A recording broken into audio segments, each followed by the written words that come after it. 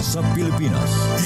NBC Manila Broadcasting Company.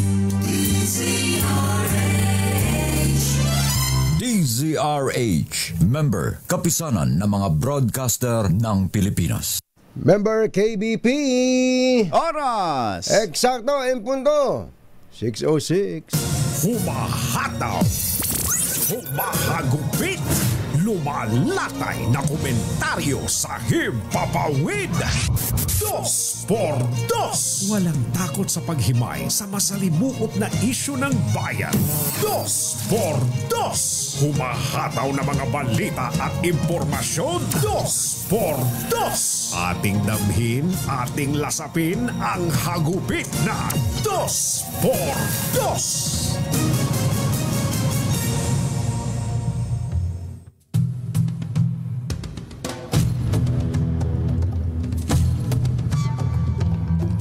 Nananatiling mailap ang pag-asa sa pag-usad sa kaso ng missing sabongeros matapos na walang makita na DNA match ang mga forensic expert mula sa mga buto na nakuha sa Taal Lake kung saan itinapon ang mga bangkay ng mga nawawalang biktima. Sinabi po ni PNP spokesperson Police Brigadier General Jane Fajardo na posibleng dahil ito sa matagal nang nakababad sa ilalim ng tubig ang mga na-recover na buto at kontaminado na ang mga ito. Samantala, dalawa pang persons of interest sa missing sabongeros ang naaresto ng CIDG sa pamumuno ni dating CIDG Director Romeo Macapas sa isang bansa sa Southeast Asia noong July 22. Ang mga inaresto na sina Jose at Ilakim Patindongan ay kapatid ng whistleblower na si Julie Patindongan at ikinukonsidera sila bilang state witness sa kaso na maaaring magpatibay sa testimonya ni alias Totoy. Isyu ng bayan, katotohanan, Bordos. Maitim ang balak, magtago ka na. 2x2, si Jerry at si Anthony. Narito na, 2x2, hahataw ng todo. Urado ka, 2x2, ang katotohanan. Dala nila, 2x2, walang sinasamba pale. Maniwala ka, 2x2, hataw ng husto, tol. Umasa ka, 2x2, 2x2.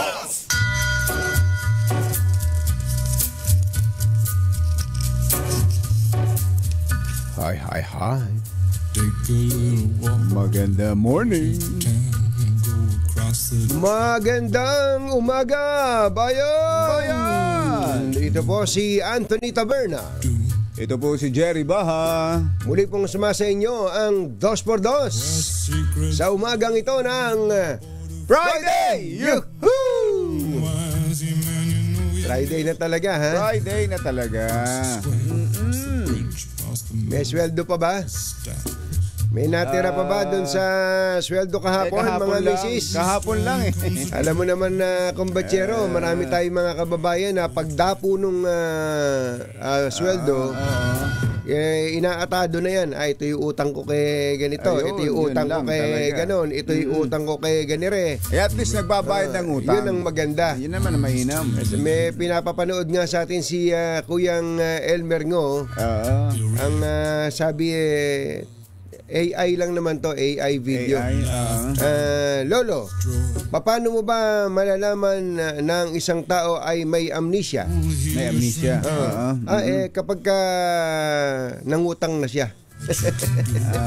Sapagkat yun daw mga nangungutang ay nagkaka-amnesia. Oo, nagiging malilimutin. Akala ko pag panahon na ng bayaran, saka nagkakaroon ng amnesia. Pagka nakapangutang na nga, yung isang tao ay nagkaka-amnesia. Kaya yung mga nangungutang dyan, dapat ay sanay magbayad. Yan, ang utang ay binabayaran para makakautang ka ulit. Diba? Yun naman ang pinakamainam doon. Kasi pag mamarkahan ka na, tatandaan ka na. Talaga. Nung inutangan mo, kapag ikaw napakabilis mangutang, napakahirap magbayad. Yun. Parang yun ang sakit ng mga nangungutang eh. Kaya nga. Kaya yung pong mga kababayan natin dyan, lalo na po sila misis ng tahanan, kung nag-iintrego man sa inyo si mister ha. Kasi may mga nababalitaan ako, marami po palang mga lalaki ngayon ang binibigyan lang ng paunti-unti yung kanilang misis kahit na full-time housewife naman. Full-time housewife. Yung bang, sila pa rin ang nagbabudget. Yung lalaki pa rin ang nagbabudget. Marami palang ganun. Hindi ang nakasanayan ko kasi kumbatsero na naituro ng mga magulang ko, lalo na si tatay, intrego lahat. Intrego lahat. May ganon. May ganon. Pero depende yan kung anong mainam na sistema sa inyong pamilya. Tsaka doon sa kung parehong may trabaho. Pag parang may trabaho kumbatsero, ibang usapan din yun. Yung merong mga may parehong trabaho na ang ginagawa, meron silang common fund. Ayan, may common fund. Meron silang na si lalaki maglalagay doon, si babae maglalagay doon, at yun ang kanilang gagamitin sa mga bagay na gastusin nila na pang pamilya. Pero pag pang personal na pangangailangan sa kanya-kanyang savings o account nila kinukuha. Meron ganong sistema. May ganon pala. Nakarinig ako ng ganong kwento. Parehong doktor kumbatsero. Parehong doktor. Yun ang naikwento niya ng sistema nila. Okay naman daw. Okay. Maganda naman daw. Umuubra sa kanila. Pero marami pa rin tayo mga kababayan na ang tawag ay old school na pagka ang lalaki ay hindi nag-re-remit kay misis, ang tawag doon, bulsikot. What is bulsikot? Bulsikot. Is there really such a thing? Yung bulsikot ay yung maliit na bulsa doon sa inyong hirap na bumunot, parang gano'n. Parang gano'n. Kumbatsero. Paano naman kung misis lang ang may trabaho? Pag misis lang may at si lalaki ang anong tawag doon? Husband. Ganon din ba ang maitatawag sa isang misis? O dapat din bang mag-entrega si misis sa kanyang mister na houseband? Hindi kasi natin nakasanayan yun. Hindi sa rin yun. Maganda rin at hindi talaga nakasanayan. At itinuturo din sa Biblia na dapat ang lalaki ang may pangunahing responsibilidad sa pagtataguyod ng pamilya. Tama. Kaya nga sa Biblia sinasabi na ang lalaki ay ang babae dapat igagalang niya ang kanyang asawa, ang lalaki, na bilang pangulo ng sambahayan. Hindi binanggit na kapag ang babae ang kumikita, hindi mo na igagalang. Ang babae na ang pangulo ng tahanan. Hindi na babago, kumbatsero. Namamalagi ang katotohanan na ang lalaki pa rin. Kung kayo ay naniniwala sa Biblia. Kung kayo naniniwala sa Biblia. Yung iba kasi, ang pinaniniwalaan lang sa Biblia, yung gusto niya. Yung swak lang dun sa gusto niya. Yung misis na nasa ganung sitwasyon, sasabihin, bakit? Meron bang ganyan? Sinabi ba talaga yan? Asan sa Biblia? Pati nga. Pagka pinakita mo gano'n, hindi, magpapalit na ako. Pa at Anthony Taberna sa 2x2 sa DZRH. Naisip ko nga, ang hirap din siguro nung husband, kumbatsero. Mahirap yun, pero kumbaga, lulunukin mo yung pride mo. Pero kung yun ang nararapat sa isang sitwasyon, kumbatsero, kung yun naman ang makabubuti sa isang pamilya, wala din namang masama doon, kumbatsero. Wala din namang, halimbawa, kung ano yung umuubrang sistema sa kanila. Meron akong na-interview dati, kumbatsero, talagang siya yung nag-aalaga doon sa kanyang mga anak. Siya yung naghahanda ng pagkain sa madaling araw pa lang, nagluluto, nagagayak. Tapos siya din yung sumusundo sa Sa mga eskwela. bata. Oo. Tapos Naghahatid, sumusundo. maayos yung kanilang arrangement. Tapos yung misis ng tahanan, siya yung may trabaho, kumbatsero. Oo, Pero totoo eventually, ang nag-evolve naman siya, yung tatay, pagkatapos niyang gampanan yung mga tungkulin niya bilang house husband, nauso nga yung mga online. Ayan. Online eh. Oo, online. Oo.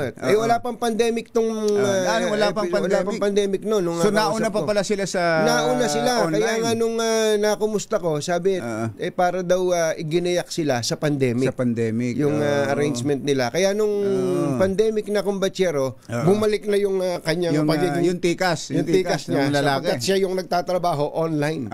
Galing. Yung misis niya nawalan uli ng trabaho. Kaya yung misis naman niya ngayon ang nag-aasikaso sa kanya. Ayun, ang galing ng pangyayari. Yun yung sistema ng isang nakita mo, kumbatsero. Ako marami akong nakikita na nasa online business. Dahil dito sa mga kasamahan ni Mabel, laging ang babae. Ang online Ang bida. Ang bida. Ganun, mga babae. Mga pabida yung mga babae na yun. Ibig sabihin, sila yung in charge sa kanilang online business. At karamihan sa mga lalaki na yung mga asa-asawa, kung hindi driver, parang bodyguard, security, sa mga meeting, tagakain ng hindi niya makain. Ganun talaga. Ganun ang nangyayari. Pero alam niyo, napakahirap talaga ng, lalo na nga ngayon kumbatsero, no, na yung may mga anak kayong nag-aaral, mga maliliit pa. Ang hirap kaya na ipagkakatiwala mo sa ibang tao yung mga anak ninyo. Hindi, ba, pareho kayo nagtatrabaho. Oo nga, at may trabaho kayo pareho. Si ama ng tahanan ay kumakayod, si ina ng tahanan. Pero yung mga anak ninyo, hindi nyo na susubaybayan ang kanilang pag-aaral, ang kanilang paglaki. Yan ang karaniwang dilema, kumbatsero, ng mga nagsisimulang magpamilya. Lalo pat kung nagsimula rin na wala pa rin sila. Yung parehong bata pa ng mag-asawa, nagsisimula pa lang nagsisimula pa lang sa kanilang karir. Karamihan diyan hindi na subaybayan sa paglaki ang mga anak. Totoo. Dahil busy sa pagkayod, lalo na kung pareho pang nagtatrabaho. Kaya yung mga anak na nakikinig sa atin, huwag kayong magtatampo sa mga magulang ninyo. Kung meron mang ganong sitwasyon, sapagkat yung salita na ito ginagawa namin para sa inyo. Totoo yun. Totoo yun. Kasi oras na may bumitaw sa pagtatrabaho, mababago din yung pati lifestyle niya mababago Totoo yan. Marami na tayong nakita ng ganyan. Meron pa nga, hindi lang yung talagang mayaman. May kaya, tas biglang naghirap. Iba, malaking pagbabago, malaking adjustment, at lalong masakit yun para sa mga bata. Mahirap na halimbawa kung nasanay ng medyo nakaririwasa sila. Kahit papaano. Doon ho sa mga nagsisimula, ganon ang sitwasyon. Yung mga magulang na kayod talagang para sa pamilya, dahil lalo na yung pag-aalala. Ito yung matinding yung pag-aalalang mawalan ka ng trabaho talaga habang hindi pa naman kayo stable na pareho. Yung pag-aalala mo, naku, baka mawalan ako ng trabaho. Kaya ganun ang pagsusumikap maraming ganun tayong mga kababayan. Kaya yun nga, kulang ang panahon sa mga bata, maliliit na anak. Totoo. Kaya bumabawi ang ganyan kapag nakarecover naman at nakalumaki na mga anak, nakapag-asawa na. Itong dating batang nanay at tatay na ngayon ay nagiging lolo't lola na. Bumabawi sa apo. Sa apo bumabawi. alam na alam yan. Diaz yan. Habe! Ang mga kumbatsero ng bayan, Katunying at Ka-Jerry. Kaya bukod sa talagang hinintay ko yung misis ko na dumating sa buhay ko, kumbatsero. Ako personally, doon sa mga nagtatanong, ang tanda ko na ho nung nag-asawa ko 33 anyos na ako nung ako yung nag-asawa. Sapagkat gusto ko na stable na ako bago ako pumasok sa buhay may asawa. Hindi yung mag-uumpisa ka pa lang na, di bale, tayo mangungupahan. Tayo ay titira sa ganito ka. Ang hirap Talaga. Ang hirap Kumuha ka ng mapapangasawa mo tapos hirap na hirap kayong dalawa. Hindi tuloy siya makasanda. Kaya ako po 33 anyos na nung nag-asawa, pero pumili ako ng batang-bata. Ayun. Pumili ako Ganun sana. Pumili ako ng 22 anyos. Ayun, Kaya ano ngayon? Ano parang ngayon? 2 por 2. Parang 22 anyos na. Ikaw ba, kumpatsero, ilang taong ka nung nag-asawa? Nung una, 24. 24, batang-bata ka rin Kaya yun. kayod din eh. Kayod din yung nun. pinag-uusapan natin. Kayo po, mga textmates, mga text partners, tama ba Anong inyong sariling karanasan? Karanasan, oo. Dapat bang mag-asawa ng bata pa? Pero ngayon, napapansin ko, kumbatsero, maraming sa ayaw mga... mag-asawa? Oo. Mga nasa edad tumutungtong na ng 30, yun. Mga yung tulad ng edad mo noon. Parang ganun na ngayon ang mga kabataan. Hindi katulad nung nauna naman sa atin. Ay, nako, mga 16 pa lang, nag-aasawa na. Tapos, nagbabago talaga. Nagbabago Panahon eh. Naalala ko tuloy, ang nanay ko nung nag-asawa, 1960. 21 anyos ang nanay ko. Ang tatay ko naman 23 anyos nung ikinasal sila. Tinan mo, mga bata noon. Pero ngayon, nag-asawa na nga na medyo late na. Ayaw pa mag-anak. Mga aso pa ang gustong alagaan. Concerned sa kanilang career. For mom at for dad. Ayun. Ganun ba? Matindi pala. Kaya nga 'di ba, maraming mga social ngayon na may hila-hilang aso. Social, may hila-hila lang na aso, social na. Nakakasosyal daw yun eh. May nakasabay nga ako isang araw, pumunta ako ng SM Ora. Askal yung hila-hila aso. Hindi. But askal yung social daw pag may aso. Hindi social yung askal. Hindi ba, Commissioner Ariel Nepomuceno? Commissioner Ariel Nepomuceno, may kasabay ako doon sa SM Aura. Totyal pala yung SM na yan. Oo, talaga. Medyo high-end pala yung Aura. May nakita ko, magandang babae.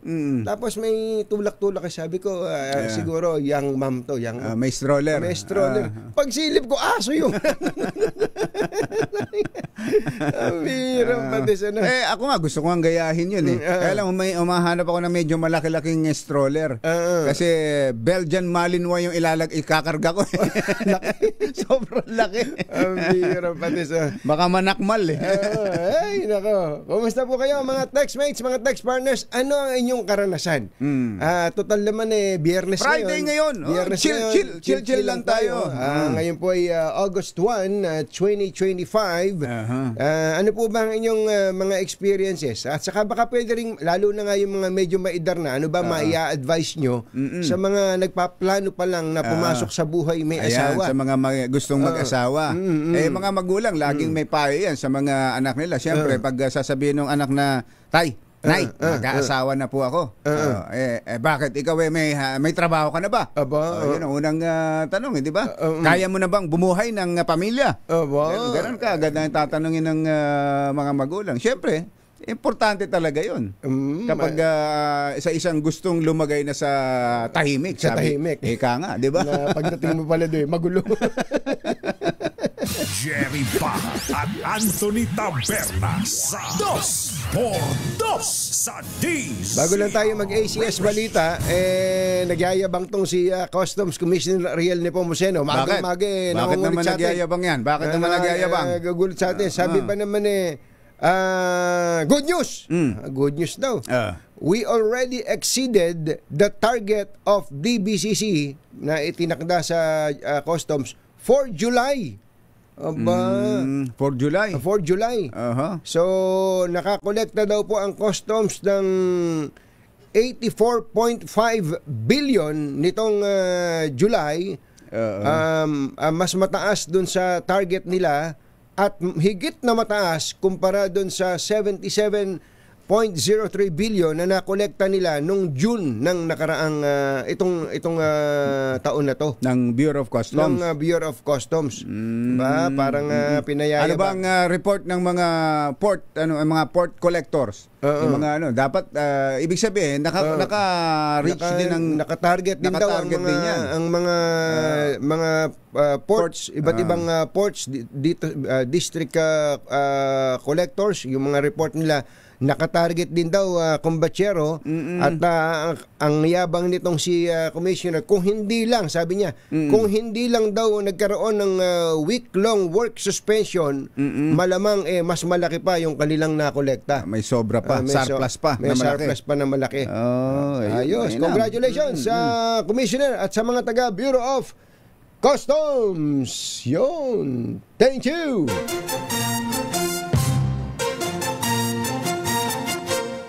Katonying at Ka-Jerry, Anthony Taberna, Jerry Baha, ang samahang pinatibay na ng panahon. 2x2. Oras po natin, Achi, Ahya, Mr. Jalom Tang, Lakyam Diaplak, Hun 6:26 ng umaga, ACS Balita. Susunod na! Walang makakaligtas, walang makakalampas. Saan magsulok ng kapuluan, Luzon, Visayas hanggang Kamindalawan. Basta't may balita, ipagwagwagan ng sikat na tagapagbalita. ACS Balita, kasama ang 2x2 tandem Anthony Taberna at Jerry Baha. ACS Balita. Ang programang ito ay hatid sa inyo ng ACS Manufacturing Corporation, ISO certified, maker of world-class quality Pride detergent. Sa ulo ng ating ACS Balita, SSS may 3 taong pension hike, walang dagdag kontribusyon hanggang 2027. Bureau of Customs ikinakasa ang pagsusubasta sa mga smuggled luxury vehicles. Mayor Benji Magalong hinahanapan ng ebidensya sa alegasyong kickback ng mga kongresista sa flood control projects. Department of National Defense at AFP humirit sa Kongreso na kaagad amyendahan ng AFP Modernization Program. PNP nilinaw na hindi inalis si General Macapa sa CIDG dahil sa kaso ng missing sabongeros. At punerarya sa Maynila na walang permit, ipinasara mga nabubulok na bangkay na tagpuan. Magandang umaga, Luzon, Visayas at Mindanao. Good morning, Philippines. Hello, world. Kami po ang inyong mga tagapagbalita. Ito po si Jerry Baha. Ito po naman si Anthony Taberna. At ito ang ACS Balita. ACS Good News. Oy, good news sa lahat ng pensioners ng SSS Social Security System. Inanunsyo po ng SSS na magpapatupad sila ng pagtaas ng pensyon sa lahat ng pensioners sa loob ng 3 taon mula September 2025. Naminarkahan na unang multi-year adjustment nito sa 68 taong kasaysayan ng institusyon. Ang dagdag pensyon ay alinsunod sa direktiba ng Pangulong Bongbong Marcos at bahagi ng isang landmark na pension reform program. Ayon sa SSS, ang mga retirado at may kapansanang pensyonado hanggang August 31 ng taong ito ay makatatanggap ng 10% increase simula sa September hanggang 2027. May dagdag namang 5% sa pensyon ang mga death or survivor pensioner. Layon nitong matulungan ang nasa 3.8 milyong pensyonado sa harap ng tumataas na presyo ng bilihin at serbisyo at ikayati ng publiko na pahalagahan ang trabaho at pag-iipon. Tiniyak din ng SSS na walang aasahang pagtaas sa kontribusyon ang mga miyembro sa kabila ng 3 taong pension hike. Oy, nanay, tataas na yung survivor pension mo. Wala ba tayong gatas ng kalabaw dyan? Yun. Meron palang survivor pension ang tawag. Si nanay kasi ay hindi naman SSS member dahil siya nga ay plain housewife lamang. Si tatay ay member ng SSS. Kaya nung siya pumanaw, siya ay si nanay ay merong natatanggap buwan-buwan. Dahil sa hindi naman kalakihan. Magkano ba yung mga ganun? Depende sa hulog siguro. Depende sa hulog, kumbachero. Maliit lang yung kay nanay eh. Maliit lang, pero hindi ko nasasabihin sa iyo. Baka humingi ka pa ng gatas ng kalabaw eh. Bumakas pa dun sa pension eh. Samantala, i-auction na ng Bureau of Customs sa lalong madaling panahon ang mga puslit na luxury cars na nakumpiska sa magkakasunod na operasyon sa Metro Manila. Ayon kay Customs Commissioner Ariel Nepomuceno, bibilisan nila ang subasta o auction dahil masasayang lamang ang mga ito kung sisirain. Titiyakin niya ng BOC na tama ang floor price para sa bidding upang hindi malugi at masigurong mapapakinabangan ng pamahalaan. Una sa mga i-auction ay ang 2 Bugatti Sports. Na hanggang ngayon pala andyan pa yan? Pula at asul. Oo nga, no? Ba't hindi mo pa pala kinukuha yung kumbachero? Kaya nga, nagsawa na ako eh. Na isinuko sa BOC noong Pebrero ng nakaraang taon at napag-alamang inimport ng hindi nagbabayad ng buwis at walang legal documents. Tinatayang nasa 1.4 billion pesos ang halaga ng mga mamahaling sasakyan na na-recover sa mga bodega sa Pasay at Parañaque noong Pebrero 13, kabilang ang mga Ferrari, Lamborghini, Maybach at Maserati. Maybach, ito yung Mercedes-Benz Maybach. Ito si Customs Commissioner. Nasa lapag ko na po ito. Baka 100 problema po ito. Uunahin po natin pinaka high profile cases kagaya po ng Bugatti. Makakaasa po tayo sa lalong madaling panahon, isusubasta po natin yan. Sisiguraduhin ko lang po na yung floor price, tama. At hindi lang po dyan. Sa lahat po ng pwede nating bilisan po yung auction, paggagawa po natin yan. Kasi iiwasan ko yung wawasakin eh. Sayang po yun. May value po yan. Kailangan po, panginabangan naman po ng bansa. Ang sisiguraduhin ko lang po, hindi po yung smuggler ang mananalo. Yun, tama. Hindi, saka yung papogi na winawasak yung mga sasakyan. Sayang. Hindi ako natutuwa doon eh, kumbachero. Sayang eh. Pwede namang pakinabangan eh. Totoo yan. Pero papanagutin ng mga din lumabag naman sa batas. Yung sinabi ni Commissioner, hindi dapat yung smuggler mismo ang mananalo sa auction. Tama. Alas 6:34 ng umaga. Maupay nga aga mga kasangkayan, mga kabugtuan, mata na kamo, gising na. Hinamo ni Bicol Saro Party List Representative Terry Ridon si Baguio City Mayor Benjamin Magalong na maglabas ng ebidensya hinggil sa kanyang alegasyong nakakakuha ng kickback ang mga mambabata sa flood control at infrastructure projects. Ayon sa bagong talagang tagapangulo ng House Committee on Public Accounts, dapat maimbitahan si Magalong sa pagdinig ng Kamara hinggil sa mga infrastructure projects upang matulungan ang komite sa investigasyon. Tiniyak ni Ridon, wala silang sisinuhin. Yun. Talaga, ha? Tawagan mo nga ito si Congressman Ridon. Oo, pakitawagan mo nga. Oo, pakitawagan mo rin. Lahat ng pwedeng tawagan. Kahit pa may sangkot na mambabatas. Talaga, ha? Kalihim, Undersecretary, District Engineer o Regional Director. Posible rin anyang sangkot sa anomalya sa flood control at infrastructure projects ang mga kontraktor. Giit ni Ridon, hindi magtitiwala ang publiko sa kredibilidad na investigasyon ng House Panel kung may ilang opisyal na hindi maisa sa ilalim sa mabusising pagsusuri. Ito yung pinag-uusapan natin, kumbachero eh. Kabagsak-bagsak nito, may nakakulong na taga DPWH at kontraktor, pero pangisi-ngisi lang yung congressman. Siyempre, talaga. Sino po bang congressman ang humingi ng SOP at advance pa na pumipirma ng acknowledgement receipt?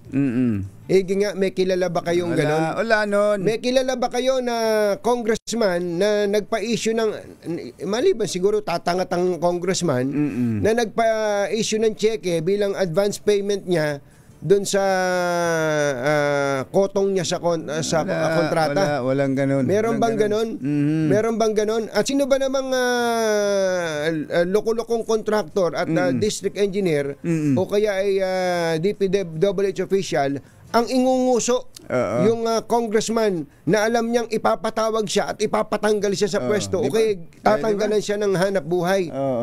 Sino? Walang ganun. Kaya nga itong Kalokohan yan. investigasyon na to ay isang malaking ewan ko Kung sila rin ang kung mag-iimbestiga. kayo din mag-iimbestiga. Kaya nga sabi ni Senator Ping dyan, di ba?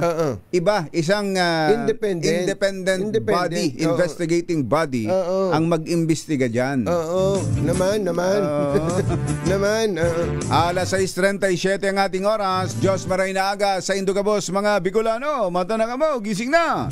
Nanawagan ang kagawaran ng tanggulang pambansa sa Kongreso na tulungan silang pabilisin ang modernisasyon ng sandatahang lakas ng Pilipinas sa pamamagitan ng pag-amyenda sa AFP Modernization Law. Git ni Defense Secretary Gilbert Teodoro, lumalawak pa ang area of operations ng AFP dahil sa nagbabagong klimang panseguridad at pagtutok hanggang sa exclusive economic zone ng bansa.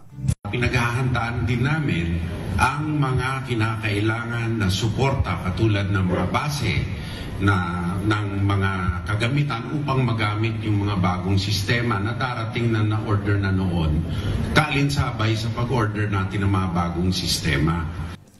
Ayon naman kay AFP Chief General Romeo Brawner, kabilang sa plano nilang modernisasyon ay ang pagpapalakas ng cyber defense kung saan target nilang gamitin ang kakayahan ng mga Pilipino sa cyber domain, hindi lamang para magbantay kundi para rin umatake sakaling kailanganin. Ang mga Pilipino po ay talagang mahusay, magaling, may talento sa cyber. Kaya gagamitin po natin ito hindi lamang po sa pagdepensa ng ating bansa, pero kung kinakailangan na tayo ay umatake, ay kaya rin po natin. Si General Romeo Brawner. Alas 6:39 na ng umaga, susunod! Tito Boy! Naku, bakit ba natanggal tong bagong talagang CIDG director? Totoo ba na ginigipit nila ang mga testigo sa missing sabungero? Aba. Yan at iba pa sa pagbabalik na ACS Balita. 6:39.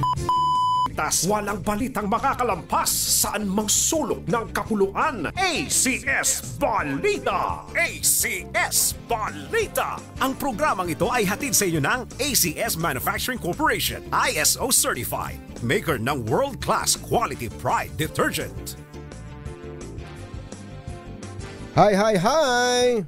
Maganda morning! Ano bang araw today, kumpachero? Today is Laundry Day Friday. Yoo-hoo! At pag Laundry Day Friday, all you need is Pride Washing Machine Detergent. May triple stain away formula, katanggalang makapit, madikit, malupit na dumit mancha, kaya easy ang labada.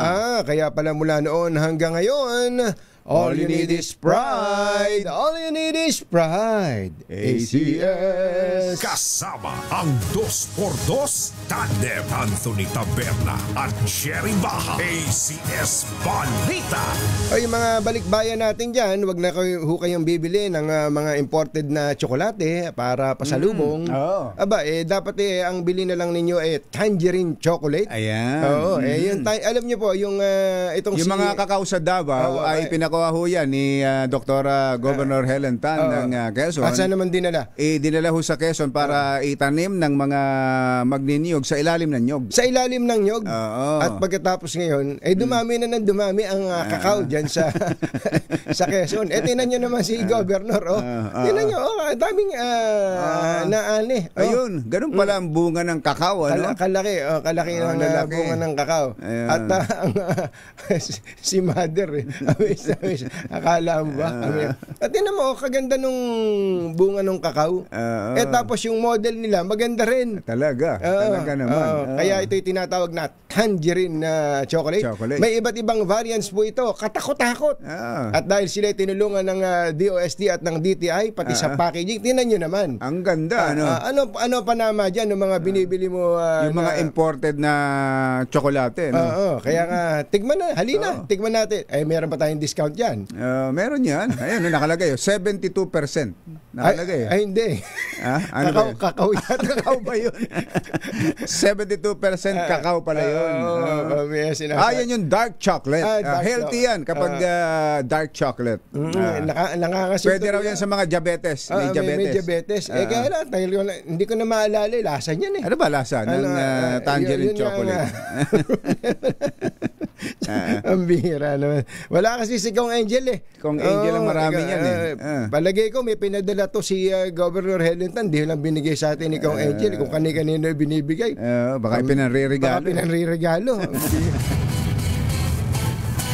Ay, andito pala si Governor Helentan. Ang bihira pati siya. Governor, magandang morning. Magandang morning. Hi, Sir Jerry. Sir Anthony. Good morning. Pulang-pula si Gov. Parang kayo ba umiinom ng yung chocolate drink na mula sa tangerine chocolate? Every morning. Every morning po. Diba? Nag-shift na po ako from coffee to hot chocolate. Hot chocolate eh. Kasi yan ang pagka uminom ka ng tsokolate, yung umaga mo. Sisigla na kaagad, Governor, di ba? Yeah, na-energize ka. Pero hindi ba masama sa may mga diabetes? Yung hot chocolate? Of course, yung Sir Jerry, syempre yung sugar, no? You have to lessen. But you mentioned the 72%. Yung dark. Ginawa namin yon para at least yung may mga restrictions like yung diabetes, hindi naman everyday kakakain nun. Pwede ka at least a bite of it. No? Okay naman so, na. Narinig mo, kumachero. Pwede ka. Pwede naman. Pero hindi araw-araw. Hindi pwede araw-araw. Di ba nakarating? Nako, naharang ni Kong Angel. May Bureau of Customs pala. Naharang. Anyway, Governor, kaya din po kami na patawag sapagkat nung isang araw, ang pinag-uusapan natin ay zero balance billing. Binanggit po ng Pangulo sa kanyang SONA para lamang sa mga DOH-run hospitals, which is only 87 yata nationwide. Paano na yung mga ospital na pinapatakbo ng mga LGU? For example, sa inyo po, sa Quezon, gaano karami po ba ang ospital ninyo at kaya nyo ba yung zero balance billing? Actually, ang Provincial Government of Quezon is running 15 hospitals. So, isa po doon ay Quezon Medical Center, which is a provincial hospital na level 3 training and teaching hospitals. Majority of the 14 hospitals ay infirmary, which means may limitation, wala pong operating room, hindi kami nakakapag-cesarean, walang ICU, and then level 1. So yun 14 other. Yung question niyo po na kaya ba, nung nagsimula po ako in 2022, sinubukan po namin yan, but very difficult, no? Kasi yung zero balance, ibig sabihin wala talagang out of pocket ang mga pasyente. Yes. Pero ang challenge talaga, sir, even in DOH Hospital, siguro yun yung isa na dapat na-raise din ni ASEC Domingo. Ang sustainability of the availability of medicines na kailangan ng pasyente and the supplies. Even the DOH hospitals are experiencing it, no? Yung challenges. Kasi we do send patients also to DOH retained hospitals. And dahil may navigation kami, nagte-text back sila sa aming navigator like, sasabihin sa kanila, sir, wala po kami na ganitong klase ng medicine na maibigay sa hospital. Yes. So ang gagawin namin, kami mag-outsource the provincial government. So same sa amin. Nung nagsimula po kami, ang problema namin, walang gamot. No? May budget po kami para sa gamot at saka sa supplies. Pero hindi namin masustain ang buong taon. Okay? So ang mangyayari, nung una, nagre-reseta ang mga station, nursing station or different units sa relative ng patient. So ang nagre-resulta sa out of pocket. So humanap kami ng strategy, sir, paano maiiwasan yon. So ang sagot lang, kailangan sustainable yung supply. So nag-increase kami ng budget para sa gamot at saka sa supply. And then nagkaroon kami ng isang methodology, yung consignment system. Ibig sabihin, we partner with the qualified suppliers na mga medicines na inilalagay nila doon sa aming warehouse at dinideliver sa mga hospital kapag kailangan, upon request of the hospitals. So nandun lang siya, dadalhin po namin. So yun po yung mga naging strategy namin. And number 3, nakipag-partner po kami sa mga private institutions, private hospitals, standalone diagnostics, laboratories, dialysis, and private hospitals, no? So for services not available sa amin pong hospital, ipinoprovide po ng third-party service provider at ang nagbabayad po noon ay provincial government. So talagang ang laki ng subsidiya po namin, sir. So magkano po yung on the average ang isang pasyente, magkano po yung dapat niyang bayaran pero hindi na niya binabayaran dahil sinasagot na po ng provincial government? Pagka, sir, nasa ICU ang pasyente, ito yung pinakamabigat namin and naoperahan ang pasyente, okay? Pag nasa ICU, on the average, magbibill po yan ng mga 700,000 to as much as 2 million, no? Depende sa length of stay nila sa hospital. Pero ang subsidy po ng PhilHealth doon, baka 100,000 only. So, 90% noon, kami na ang magbabayad noon. So, isa-subsidiya po namin ang, for example, 500 or 600,000, no? Kami po ang magsasagot noon. Pero kung nasa ward po yan, at mga kaso na nag-stroke pero hindi naman kailangan na ilagay sa ICU, more or less, magbibill po yan ng 100 to 200,000 or less than 100. Ang i-cover lang ng depende po sa diagnosis, i-cover lang po dyan ng PhilHealth siguro mga 30% or 40%. So 60% kami pa rin ang magsasubsidiya po na yan. So basically, for example po sa Quezon Medical Center, ang bed occupancy rate po namin is mga 600 to 700 patients, no? Pero ang authorized bed capacity po namin 250. Okay?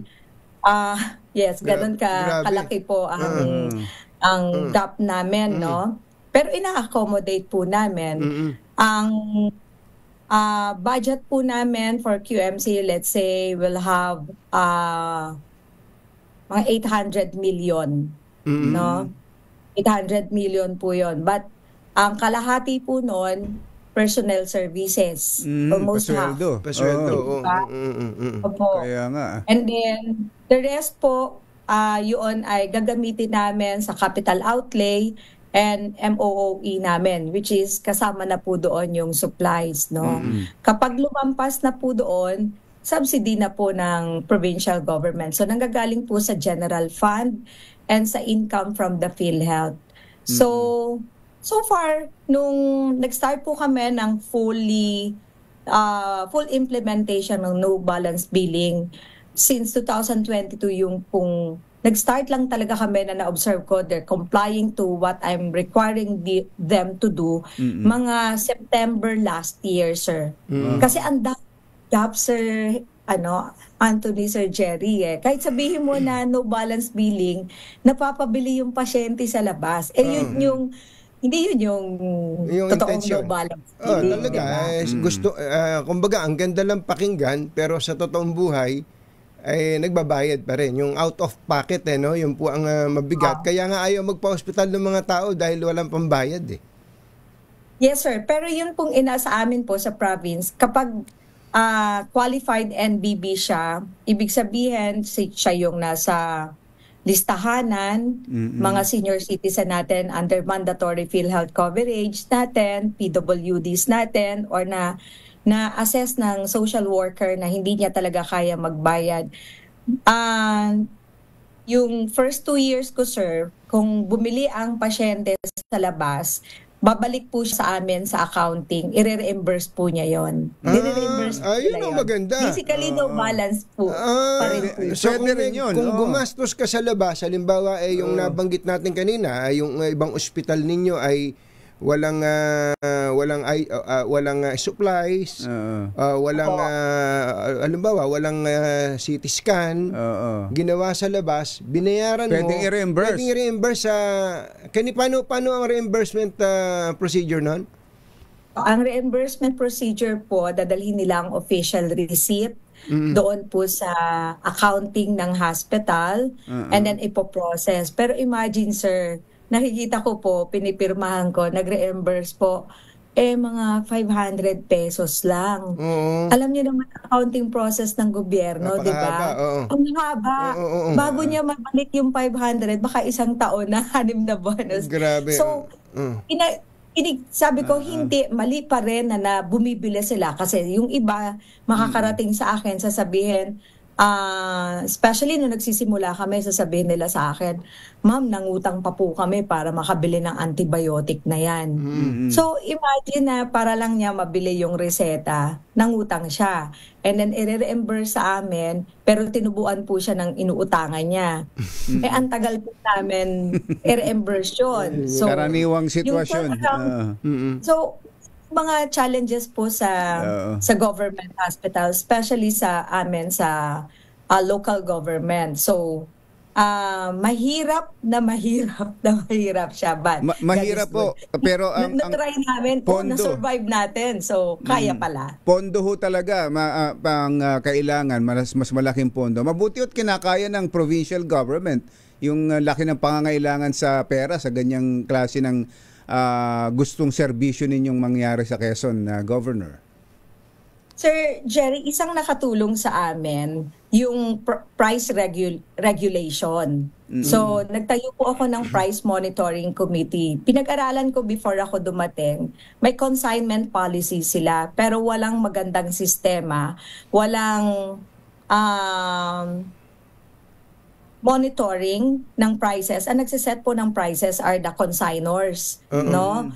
So, walang reference sa market analysis. So, nung dumating po ako, lahat po ng binibili namin at the right cost, no? Kasi dumadaan po kami sa monitoring.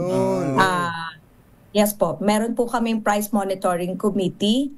And then yung consignment din po namin. So, ibig sabihin, walang overpricing. So, yung pera namin, kung kokoonte, marami pong nabibili dahil tama ang presyo. That's one of the strategy na nakita po namin. And then, efficiency po namin sa PhilHealth claims, no? Ginalingan po talaga namin kasi yun po ang bububuhay sa hospital talaga.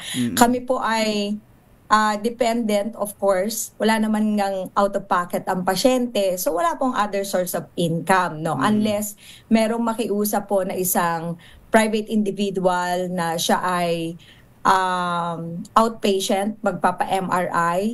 And sinasabi niya na mas mura po dito sa inyo, I'm willing to pay po.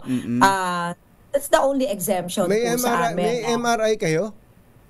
Meron pong MRI sa amin. Yabang. Hindi ha? Opo, may MRI. Nakakatuwa yun ha? Kasi ang dami-dami. May mga private hospitals nga na walang MRI eh. Opo.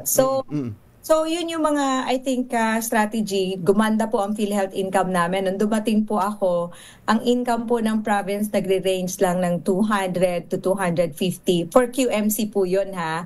Considering na ang QMC po nagki-cater every year ng less than 30,000 na constituents.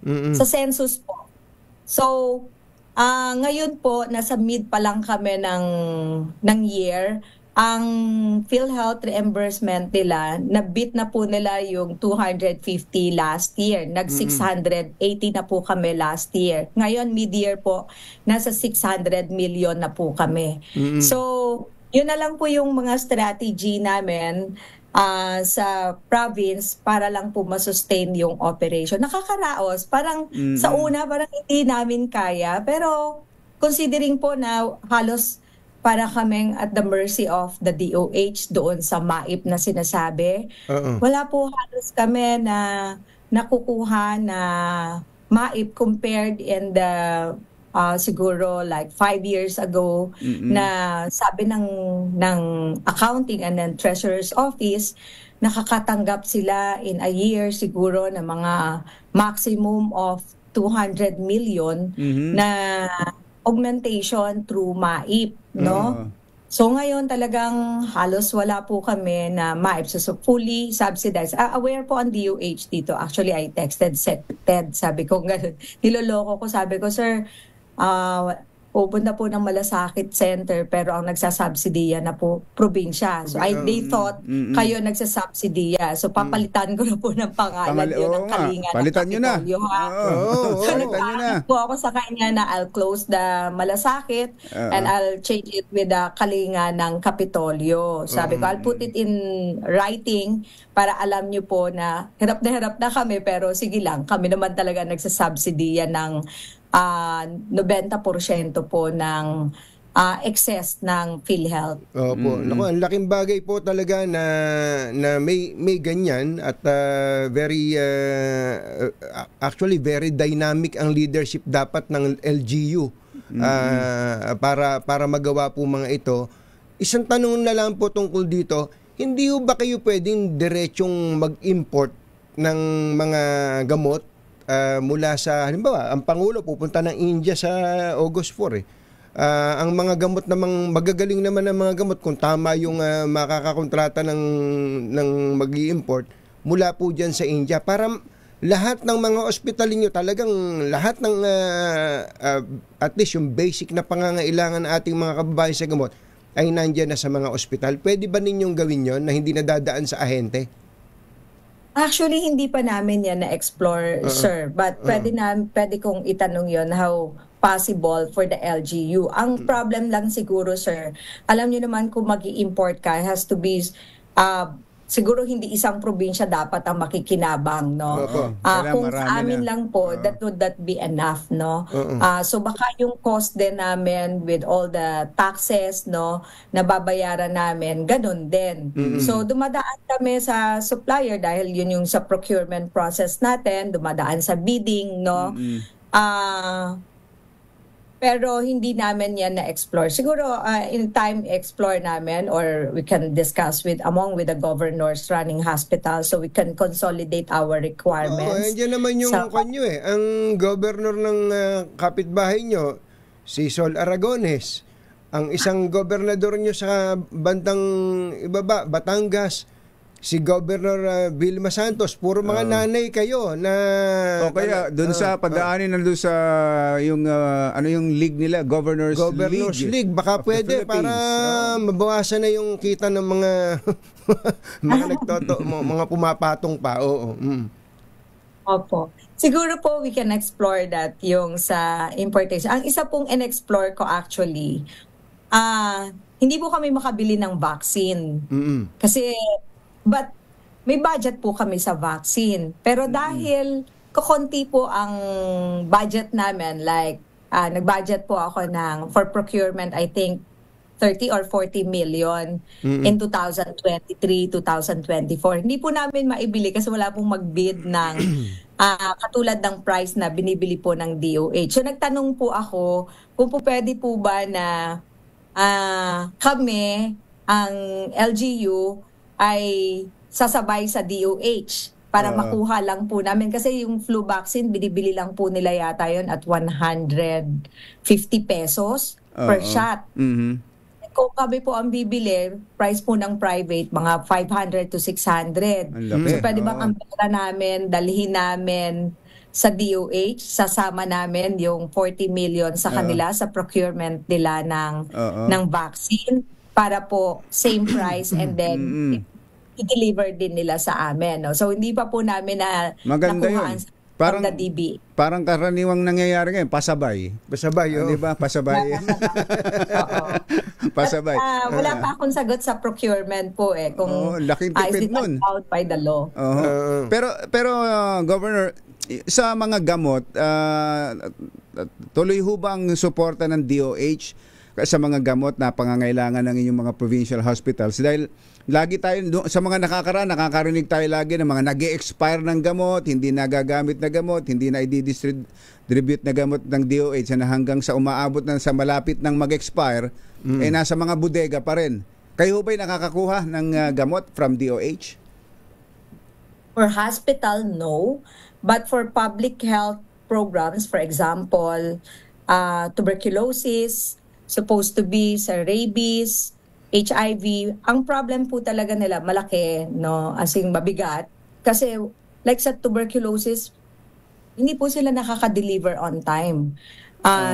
Rabies, dahil cover po yun ng PhilHealth eh. So, dapat ibinibigay din po yung gamot.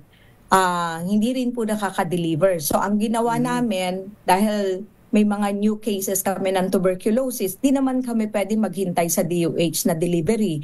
So, ang ginawa namin, nag-procure kami. So, another burden sa amin. Kaya nga. Sir, ang TB treatment ay fully covered by PhilHealth. Kami ang magpo-provide sa kanila yung mga TB dot center ang pinupuntahan. Pero ang gamot dapat po ay supplied by the DOH kasi ang baba po ng coverage ng tuberculosis. Dahil nga po, kaya mababa dahil nandun tayo sa premise na ang DOH dapat ang magbigay ng gamot. Pero, sir, ba't hindi nakaka-deliver? Ba't hindi nakakapagpadala sa inyo?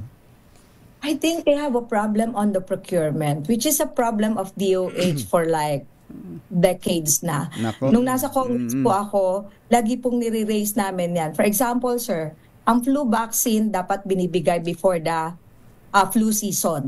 Which is ngayon po yun. Dapat na ibigay. Sa private po tayo, nagpapa-vaccine na po tayo mga May. Tama po? April, May, nagpapa-flu shots na tayo bago po dumating yung tag-ulan, ganyan, no? Kasi it will take time yung epekto po nun. Pero ang DOH po, ang flu vaccine, so I asked SEC, may flu vaccine na po ba kayo?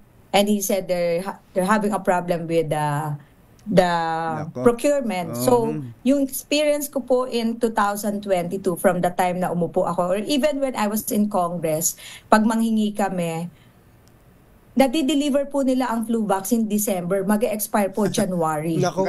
Yan nga, ganun nga. Grabe, dapat talaga maayos yung procurement na yan. Sayang ang ang gamot. Sayang ang gamot. Opo. Governor, December last na lang ito walang kinalaman. Ang haba na pala ng usapan natin. Walang kinalaman sa gamot. Ito yung message lang na nanonood sa atin. Bakit daw ba lubak-lubak ang kalsada dyan sa Quezon? Hindi nyo raw pinapagawa. Sabi nitong si sino ba nag-message kay Naputol? Kayo ba ang nagpapagawa noon? Go ahead po. Alam niyo po, hirap na akong sumagot sa kanilang lahat, no? Even religious sectors, they were saying and criticizing the leaders of the government, especially the local, no? Sinasabi ko po na ang Maharlika Highway ay responsibilidad po ng DPWH because it's a national highway, no? At tayo naman po hindi nagkulang sa DPWH to call their attention para bigyan po ng pansin. Binigyan naman po nila ng pansin dahil may budget nga po doon sa mga nakaraang taon. Pero nawawala po yung budget at the end of pagka maglalabas na ng GAA. Either yung previous, I think the last 2 years or 3 years, 2 years, mababa po ang maintenance budget and then nawala ang budget. So, to clarify through your program, hindi po namin responsibility. Ang akin pong responsibilidad is to call the attention, paulit-ulit ko pong kinukall ang attention ng DPWH through the regional office, even kay SEC, talagang si Presidente po alam po ang sitwasyon yan kasi nag-attend po siya ng Regional Development Council ng Region 4A and he asked each of the governors yung mga pressing problem na at the moment and na-mention ko po sa kanya yan na worst po talaga, ayaw na talaga po ng mga taga-Bisaya at saka Mindanao dumaan sa Quezon because, well, sir, hindi po Quezon side lang, even Bicol side. I went to Naga and napatawa ako. Sabi ko, yung kalampag ng aking sasakyan, hindi, simula po Quezon hanggang Bicol naman. So, It's a tie. Hindi naman pala. Even Andaya Highway Natatawa na lang tayo. Pero may budget pala talaga originally. Nawala yung budget. No, for 2025, sir, yes. I was informed by DPWH na meron pong budget yung Maharlika Highway from Pagbilao, Atimonan, Gumaca, Lopez, Calawag. And then, I think that cost more than 1 billion kasi by section. Ang haba po kasi niyan And rehabilitation. But, nawala doon sa GAA. That's what they said. Napunta sa flood control. Baka napunta sa flood control. Oo. May flood control ho ba sa inyo, Gab? I think may flood control sa Quezon, but not the flood control na multi-year program. You can check doon, like may isang municipality kami na bumabaha talaga in Lopez, in Ginyangan. Since nasa Congress pa ako, dahil konti lang po yung budget na binibigay nila. Kaya po, ilang years na, yung mahabang stretch na yon na nagkakos po ng flood, until now, ginagawa nila. But wala po kami nung like big budgets. Bulk of Governor, salamat po sa oras ninyo at sige po, tuloy nyo lang ang pag-hot chocolate nyo habang tatakam-takam kami. Inggit na po kami dyan sa inyong hot chocolate. Thank you po. Salamat po. Salamat po. Maraming salamat po sa opportunity. Ingat po tayo lahat. Thank you po. Nagatid sa kabuuan ng ating ACS Balita, ito po si Anthony Taberna. Ito po si Jerry Baha. Kasama ang 2x2 tandem Anthony Taberna at Jerry Baha. ACS Balita. Balitang makatotohanan, balitang maaasahan. ACS Balita. Ang programang ito ay hatid sa inyo ng ACS Manufacturing Corporation, ISO Certified, maker ng world-class quality pride detergent. Sa dalawang to, Kaya kung maitim ang balak, magtago ka na! Anthony Taberna, Jerry Baha, 2x2. Oy, happy birthday kay Tatay Agustin Nolasco. Ay, Tatay Agustin. Ito pala 63 years old ka na pala. Hindi halata. Tatay Agustin Nolasco. Happy birthday. Ito yung tatay ni Cantina. Ni Aling Tina. Kumusta? Happy birthday po. Happy birthday. At birthday din ni Louie Babagay. Taga dyan sa Palawig, Sambales. Kumusta ba dyan sa Sambales? Governor Jun Ebdane at kay Kong Doming Mariano. Kong Doming. Ay, si Ann Orozco, kumbachero. Si Ann Orozco ng Las Casas, Deslas, Islas, Pilipinas. Dyan sa Bagak, Bataan. Napakaganda ng lugar Siya na may-ari nun. Siya na ba? Si Ann Orozco. Siya may-ari nun. At birthday niya ngayon. Happy birthday. Kaya nangungumbida po si Miss Ann Orozco sa mga wala raw pang mapuntahan ngayong long weekend. Ngayong long weekend, ang Las Casas de Acusar, diyan po sa Bagak Bataan ay bukas para sa inyo. Dahil birthday niya. Binabati natin si Mr. Jerry Acusar. Secretary Jerry Acusar. May mga bago ba kayong project sa Ilog Pasig? At magandang morning sa mga taga Philippine Coconut Authority. Kuya Eric Di Binagracia, magandang morning Engineer Magiting Cruz. At kay ating Nilda Season, Kuya Ed Season dyan sa Bohol. Anniversary pala ngayon kumbatsero ng Bureau of Internal Revenue. Ilang taon na ba yung BIR ating Irene Vicina? Ating Irene, ilang taon na? 121st anniversary. Wala ba tayong libreng tax subok yan? na matibay. Subok na matatag. Happy anniversary sa inyo sa BIR. Ang tatanungin namin ay Tama ba na this is where your taxes go? Ayun, dapat ganun talagang dapat kita yun at ramdam yun. Diyan ba sa BIR tinutupad na yung no take policy? Sa customs mahigpit daw yung no take policy. Sana matuloy-tuloy yan. Tuloy-tuloy dapat yan. Ang dami kong batserong sumali dito sa talakayan natin. Maraming nakarelate sa talakayan natin doon sa sitwasyon sa pamilya na nagsisimulang mag-asawa sa ganitong edad. Kanina may mga nagtatanong, si Governor kaya paano ang sistema sa kanilang bahay? Si Governor Helen pareho silang nasa gobyerno, parehong magkalayo ng lugar. Nagkikita pa kaya sila? Eto si Ate kaya pala parang blooming si Governor. Paano nagiging anong sistemang effective sa ganong sitwasyon, di ba? Para may mga natututunan din ng ating mga kababayan. Si Ating Pearly sabi niya, sa akin po ang buong sahod ko po, sabi niya, dahil siya nagtatrabaho si Ate Perly, ay ibinibigay ko lahat kay Daddy Leng. Ganon. So yung asawa niya ang nasa bahay. Siya po ang nagbabudget. Pero si Leng pa rin ang hari. Tingnan mo na, meron ganon Ayun, ayos yun Depende sa sitwasyon.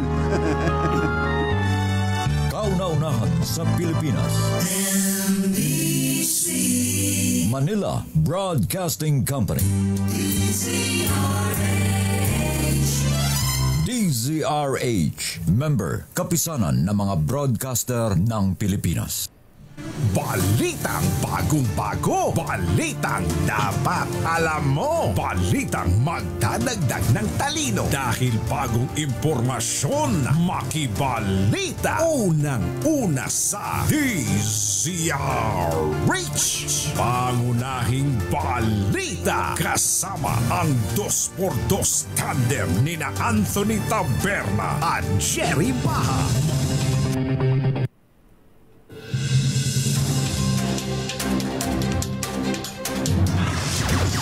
Sa ulo ng ating mga pangunahing balita, PNP bigong makakuha ng DNA profile sa mga butong nakuha sa Taalig.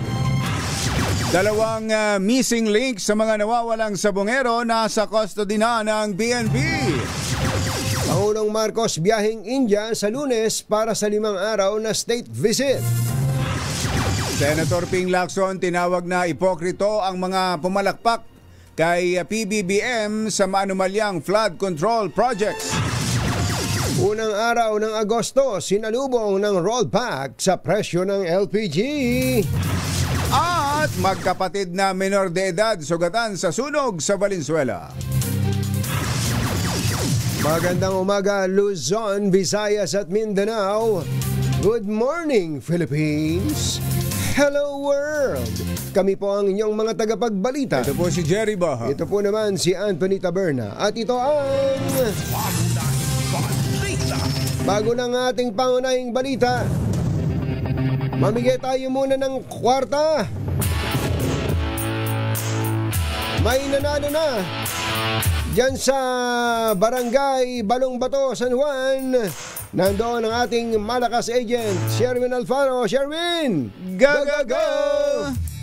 Yes, Anthony, Jerry, dito nga sa Barangay Balongbato, ang radyo, tignan mo naman, nakabitin sa labas. Kasama na mga sinampay. Ayun, Ito yan. Ito, radyo to ni tatay, pangalan nyo? Andoy. Alejandro Antonio. Si tatay Alejandro Antonio na huling-huli natin na nakasunin sa 2x2. Ngayong umaga, tatay, palagi ka nag-radyo. Oo, yan. Kaya Antonio na sunod dyan, si Deo Macalma na Ayan, tama. Pagkatapos ng 2x2, si Damdaming Bayan sila kay Deo Macalma. Sino paborito mga announcer pag umaga? Yan, yung dalawang pogi. Anthony Taberna, Jerry Baha. Eto, meron kang 1,000 pesos. Salamat daw, sir. Thank you, Kuya Andoy. Oo, at meron ka pang DZRH grocery, DZRH na imbag na bigas, DZRH t-shirt at DZRH umbrella. Yan. Taga saan ba kayo dito talaga kayo sa Balongbato?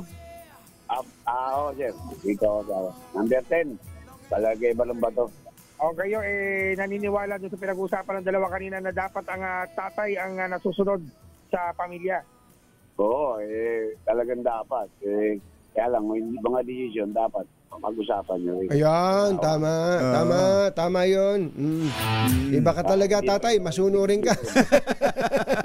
You know, Sherwin, sabihin mo, yung ba ang bilin sa inyo ni Mrs.? Hindi naman. Hindi naman. Wala na ako asawa Ganun. Ako, biyudo pala kayo. Biyudo na pala. Ano, Tata Andoy? Iniwan ako, nagkasakit ako na-stroke ako. Ganun. Hindi ka biyudo. Oo, pinagplanuhan ako, iwanan ako nung mga anak niya sa una Matindi pala itong kwento pala yan. May kwento pala yan. May kwento pa rin si Alejandro Antonio. Abangan sa dulang pinamagatang Kapag Langit ang Humatol. Pang drama pala yan O kaya doon sa isang palatuntunang ito ang buhay ko. O kaya sa palatuntunang si Matar. O kaya sa palatuntunang gabi. Gabi ng lagim. Ayos, Sherwin. Salamat mga Antonio. At syempre, so nais manalo ng 1,000 pesos. Lagi tumutok sa Deezer H. Baka na susunod natin winner sa Deezer H. Malacash promo RH6. Sherwin Battle para Deezer H. Una sa Pilipinas. Una sa Pilipino. Thank you, Sherwin. Pasadahan natin ang ating mga RH reporters. Nagmamadali kahit may speed restriction. Kahit may speed restriction sa LRT1. Andito si RH5 Al Gonzales. Coming ball! At Anthony pansamantalang nagpatupad ng limitadong bilis ng pagtakbo ng tren o speed restriction. Ang LRT1 kaninang alas 51 ng umaga sa abiso nilabas ng Light Rail Management Corporation, ang speed restriction na 25 km per hour ay mula sa Abad Santos hanggang Fernando Po Junior Station sa LRT1. Wala namang tinukoy binanggit na dahilan ng bahagyang aberya. Pero sabi ng LRT Management, agad nirespondihan ng kanilang mga teknisyan ng lugar upang siyasatin ang problema sa apektadong LRT o Brenda dahil dito'y bagyang nabilay ng hanggang 8 minuto sa pagbiyahe ang mga commuters. At ngayong oras na ito, Jared Anthony, panalabas-labas lamang ng report ng LRMC. Nabalik operasyon ng biyahe ng tren mula Dr. Santos o Abad Santos hanggang Fernando Po Junior Stations pabalik. Ako si Val Gonzales, DJRH, una sa Pilipinas. Una sa Pilipinas. Thank you, RH5 Val Gonzales. Good news sa mga consumer ng LPG. Umarangkada na ang higit 2 pisong rollback sa kada kilo ng LPG ngayong Agosto. Sa abiso ng Petron, epektibo na ang 2 pesos and 50 centavos bawas sa presyo sa kada kilo ng LPG o katumbas na 27 pesos and 50 centavos na rollback sa 11 kilogram na tangke. Sa anunsyo naman ng Regasco, 2 piso ang rollback na katumbas ng 22 pesos sa bawat tangke. Pero meron namang bad news si RH15 Giselle Ricafort, Combachero. Ang oil price hike ay nakaamba na naman sa susunod na linggo. RH15 Giselle Ricafort. Coming, Giselle! Panibagong taas presyo na naman sa mga produktong petrolyo ang namumuro nga sa susunod na linggo ayon kay Assistant Director Rodela Romero ng DOE Oil Industry Management Bureau. Posibleng magmahal ang presyo ng gasolina na humigit kumulang piso at 50 sentimo kada litro. Humigit kumulang piso naman sa kada litro ng diesel, habang humigit kumulang 80 sentimo sa kada litro ng kerosene.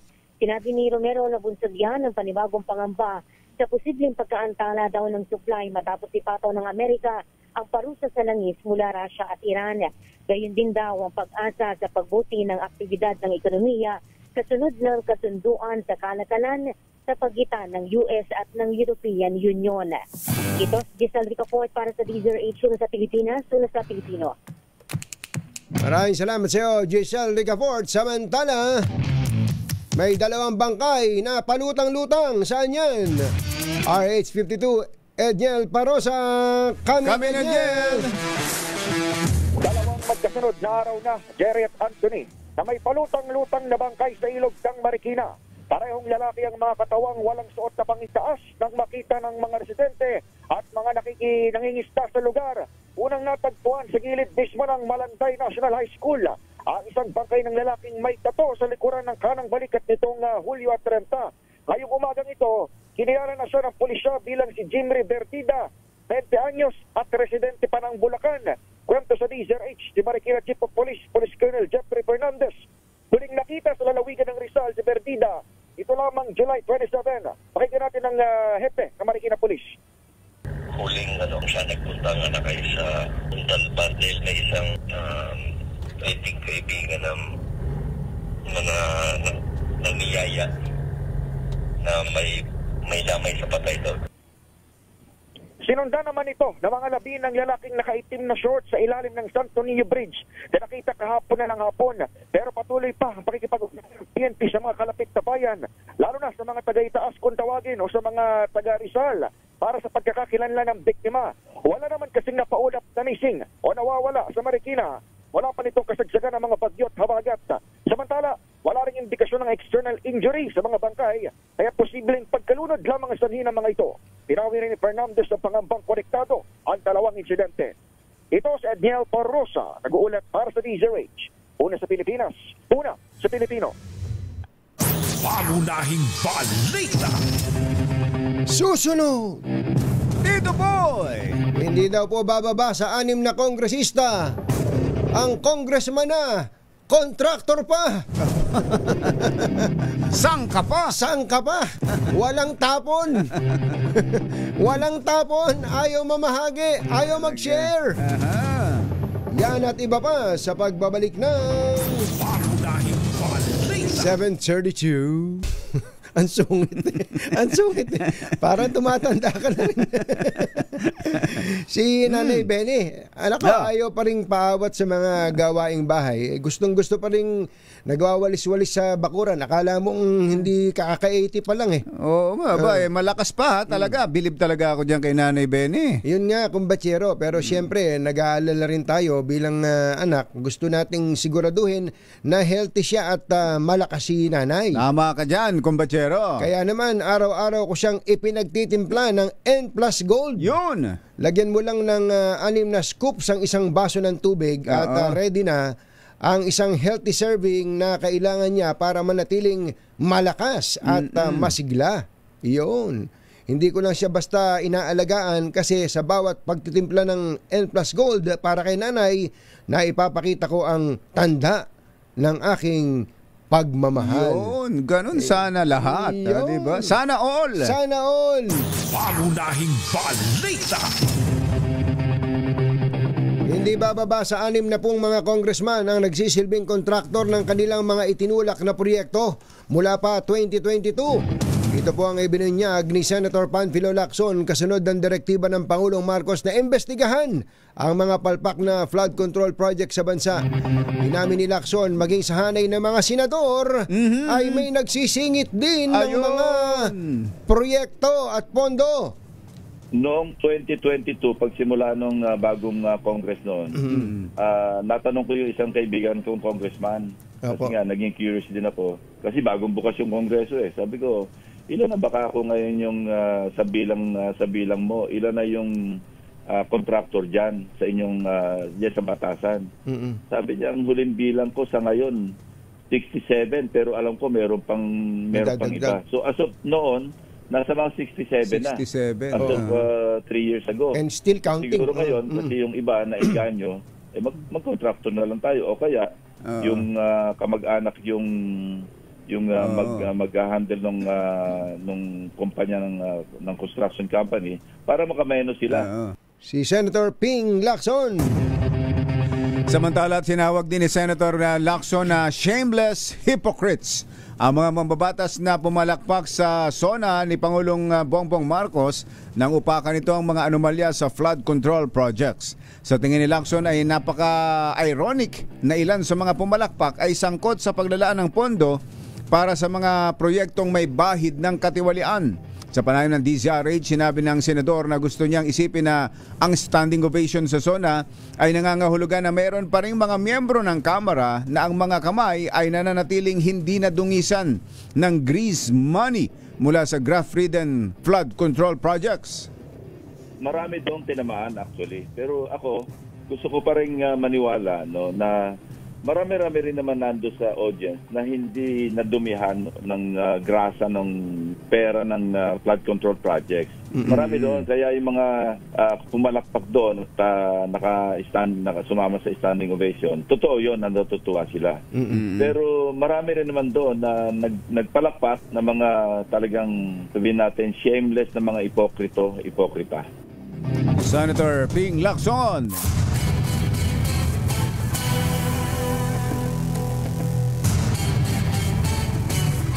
Namon po ng bagong talagang pinuno ng House Committee on Public Accounts, si Baguio City Mayor Benjamin Magalong, na maglabas daw po ng ebidensya hinggil sa kanyang aligasyon na may kickback ang mga mambabata sa flood control at iba pang infra projects.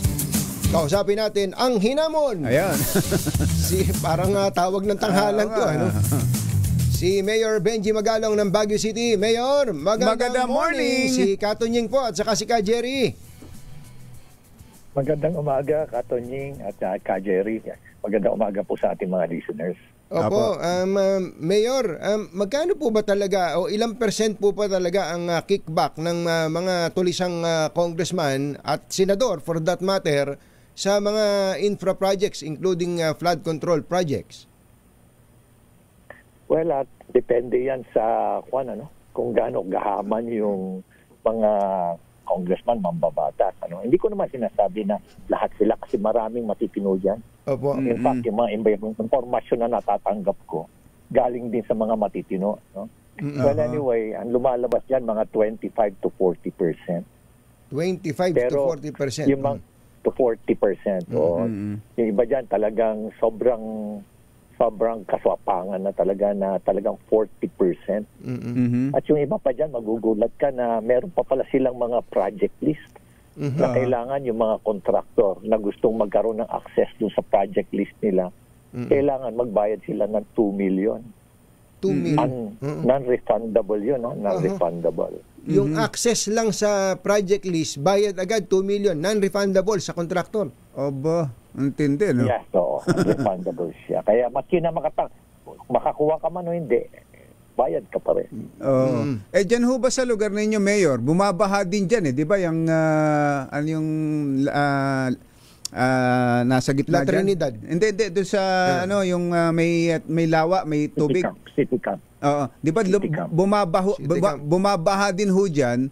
Kayo ba hindi man lang natapunan ng pondo para sa flood control? Wala kaming flood control.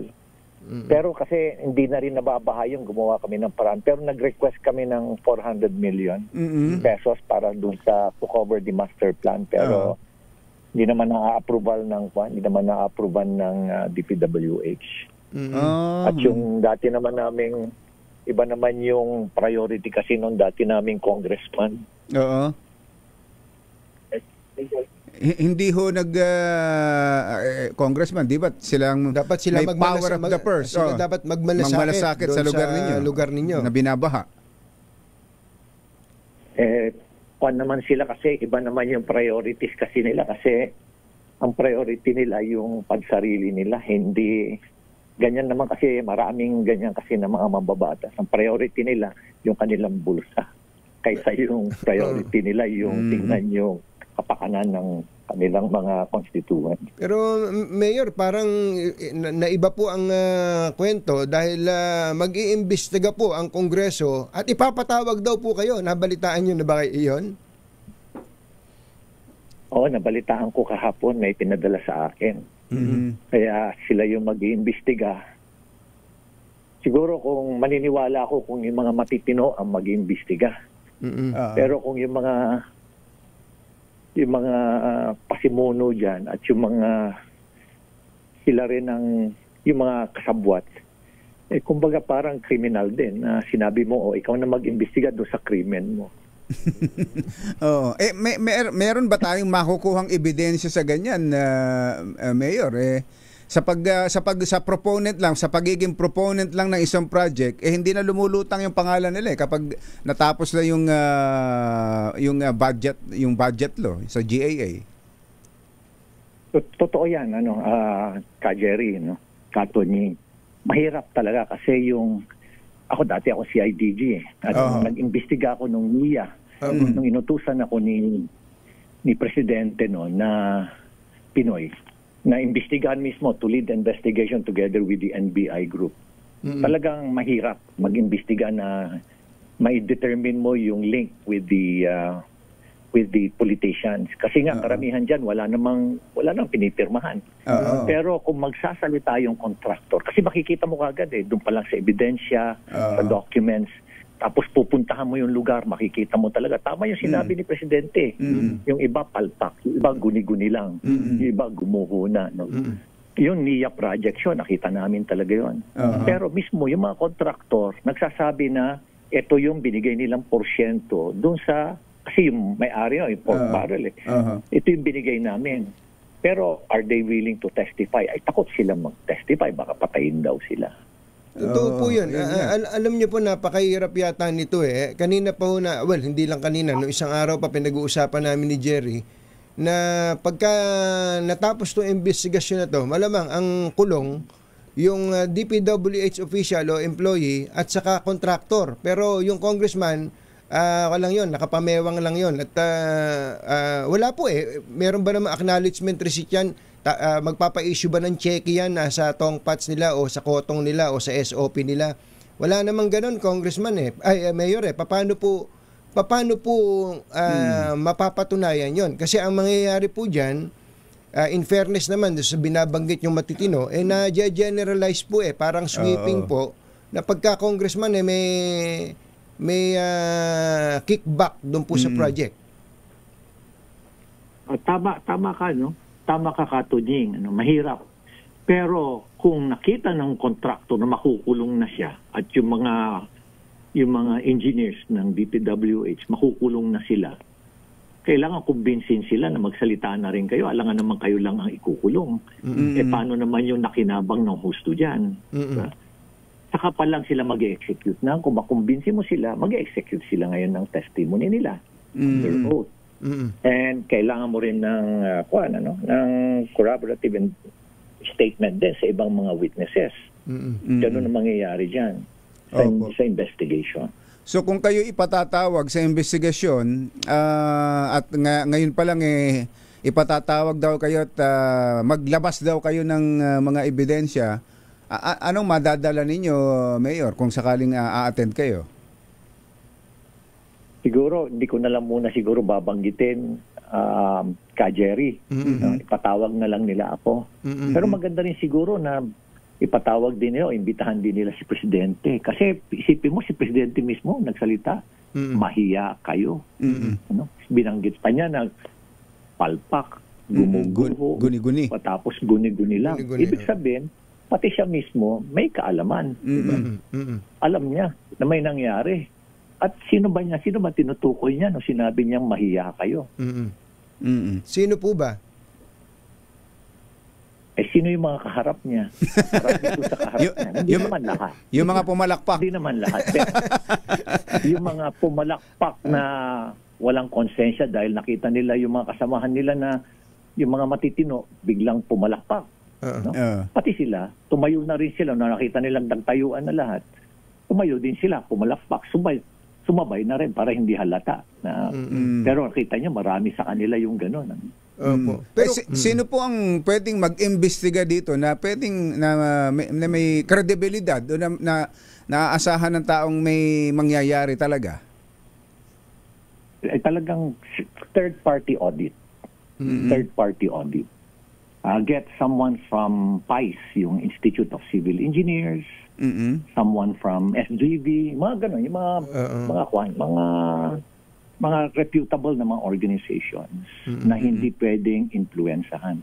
At marami naman yan, ang dami nila. Tapos get someone, a supervising investigator Kung pwede nga, mag-volunteer nga ako. Kung gusto nila, mag-volunteer pa ako. Basta importante rin, idikit na sa akin yung PNP at yung at we will only take orders from the President. Ayun. Ito, Mr. President, ito po ang kailangan yata talaga dito ay isang third-party independent investigation committee o kung ano man tawag dyan. Ito, may nagbo-volunteer, Mr. President. Mayor Benji Magalong, kapwa nyo rin naman Ilocano. Ang tanong ko po ako, ito matagal ko na sa inyong gusto itanong, dahil kayo po ay naging advocate na ng good governance at fight against corruption. Mayor, meron ba kayong in the process of your personal investigation na mga personal knowledge na mga congressman na talagang corrupt? Can you name names? Hindi ko naman pwedeng banggitin dito ngayon ka Tonying at ka Jerry. I really wish I could, pero I cannot at the moment. But meron akong personal knowledge talaga. Personal knowledge at marami rin ako nakausap na. Marami na rin akong kausap.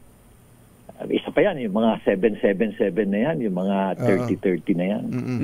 Meron ako alam dyan. Patapos meron pa nga, nagulat nga ako nung sinabihan pa ako na hindi lang 777 o yung 30-30-30. Meron pang 999 pala.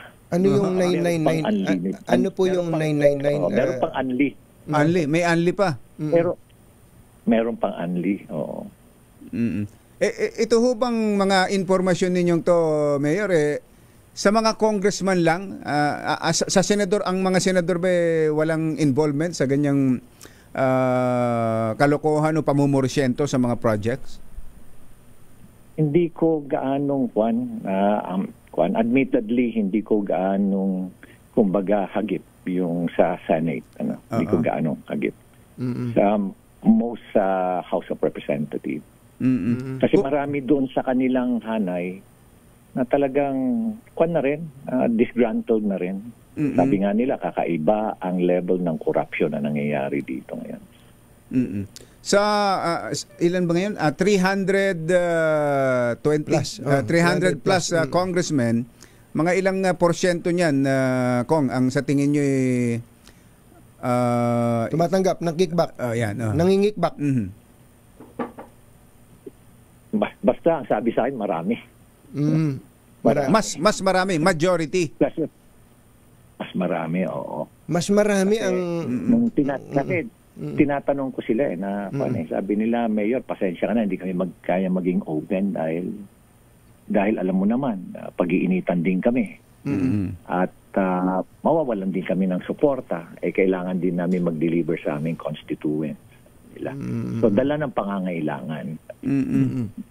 Meron kasi, hindi naman para maghanap tayo ng lesser evil dito. Meron po kasi mayor na yung bang tumatanggap pero hindi nagtatara, hindi nag-i-impose. Ano po? Totoo yan. Totoo yan. Oo. Kumbaga, tinatanggap na lang kung ano yung kalakaran. Oo, parang gano'n. Oo. Yes, so. Tapos merong mga radio message yan may mga text messages yan Pag bigayan na. Ibig sabihin, let us say yung release na ng kanilang mga pork barrel o yung mga yung mga AX, AKAP. Meron silang meron text message yan na pinapadala sa kanila. Na pwede na nilang puntahan o pwede na nilang lakarin yung kanilang mga ganon, mga pork barrel, mga mukhang meron kayong ano tawag doon, yung signal jammer, Mayor. Nare-receive nyo rin ba yung mga text na yun? Nakaka-receive kayo ng text? Pinapadala lang sa akin. Pinapadala sa inyo. Nako, Mayor, alam po namin na hindi madali. I'm sure may mga death threats na rin kayo natatanggap because of your advocacy na to, Mayor. Before the election, kumbaga merong isang former secretary na tinext niya ako na mag-ingat kayo, sir. Sabi niya, mukhang positive yung threat. So I referred it to the Philippine National Police. That was February 9. Ano? And then when I referred it to the Philippine National Police on April 1, nakatanggap ako ng text message na sir, we have elevated your threat level to high. Inanon ako. Pero hanggang ngayon, di pa nila dina-downgrade. Nako, mag-ingat po kayo, Mayor. At so, attend po kayo sa hearing, Mayor, ng House? Kung meron silang, ipapatawag nila ako. Opo. Papatawag nila ako. Sana patawag din nila si Presidente. Opo.